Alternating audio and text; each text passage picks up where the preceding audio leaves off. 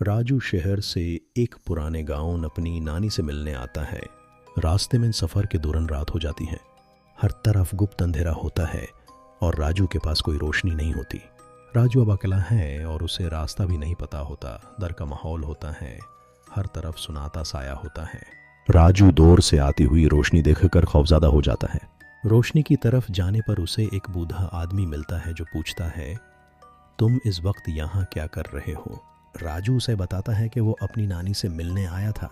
बूढ़ा आदमी कहता है, क्या तुम्हें पता नहीं यहाँ इस वक्त कोई बाहर नहीं निकलता, जो निकालता है वो आज तक जिंदा वापस नहीं आया। ये सुनकर राजू और भी खौफज़दा हो जाता है। बूढ़ा आदमी उसे रास्ता बताता है और एक रोशनी का लंपट देकर खुद चला जाता है। अब राजू मुकम्मल अकेला है और कोई भी उसके आसपास नहीं। राजू लंप लेकर आगे बढ़ता है। रास्ते में एक पुराना कब्रिस्तान आता है। इस कब्रिस्तान में एक 100 साल पुराना दरख्त होता है जिसके बारे में मशहूर होता है कि इसकी शखून पर आत्माएं और चुड़ैलें रहती हैं। राजू को इस बात का इल्म नहीं होता और वो डर का मारा कब्रिस्तान से गुजरना शुरू कर देता है।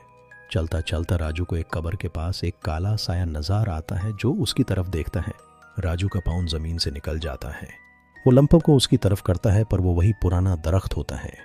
राजू जब ऊपर दरख्त की तरफ देखता है तो देखता है कि वहाँ चुड़ैल और आत्माएं बैठी होती हैं। राजू शोर मचा देता है, बच्चों मुझे बचाओ, और भगना की कोशिश करता है। वो कब्रिस्तान को पार करने लगता है। तब एक पुरानी कब्र से हाथ बाहर आता है। वो राजू की टांग को पकड़ लेता है। कब्रिस्तान के पास ही उसकी नानी का घर होता है। राजू चिल्लाता है। उसकी नानी उसकी आवाज़ सुनकर जल्दी से लंपट लेकर बाहर आती हैं।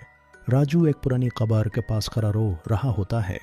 उसकी नानी जल्दी से उसे पकड़ती हैं और घर ले आती हैं। राजू की जान मां जानती है। इस तरह वो आखिरकार अपनी नानी के घर पहुंच जाता है और आगे से यहाँ कभी भी रात के वक्त ना आने का अपनी नानी से वादा करता है। दोस्तों, आपको यह कहानी कैसी लगी? अगर ऐसी कहानियाँ सुनना चाहते हो तो चैनल को सब्सक्राइब कर लो।